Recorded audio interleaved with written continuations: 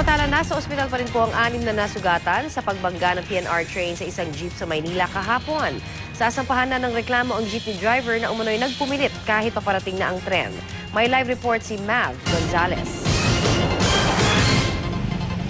Connie, balik na nga sa normal ang operasyon ng Philippine National Railway o PNR matapos mabangga ng isa nilang tren ang isang pampasaherong jeep na ikinamatay ng isa at ikinasugat ng 6 na iba pa dito sa Maynila.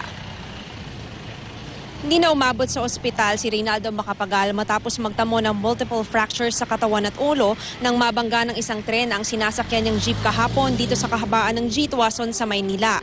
Sugatan naman ang 6 na iba pang pasahero, kabilang na ang driver ng jeep na si Ronald Valdez. Dinala agad sa ospital ang iba pang biktima na sina Janeline Ginoo, Marisol Domingo, Abigail Leong at maginang Lorraine at Emily Sugpatan.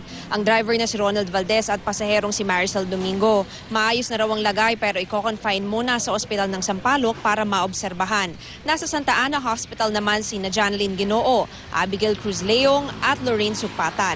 Ayon sa emergency head ng doktor ng Santa Ana Hospital, nagtamo ng head injury si Ginoo.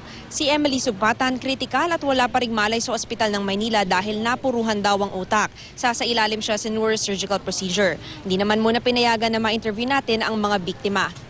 Connie, sa ngayon, patuloy pa rin nga ang investigasyon dito sa nangyaring kolisyon ng tren at ng pampasaherong jeep. Ang paalala naman sa atin ng mga otoridad, sa mga pedestrian, pati na sa mga sasakyan, kapag ka po dadaan kayo sa Riles, 3 lang naman po yan, stop, look, and listen. Kasi mga good 15 to 30 seconds bago dumaan yung tren, meron naman pong warning signal yan. Pati yung railings, isasara yan. Kaya kagaya nung nabanggit mo kanina, wag na po natin ipilit dumaan para maiwasan ang mga disgrasyang kagaya nito. Connie? Maraming salamat, Mav Gonzalez.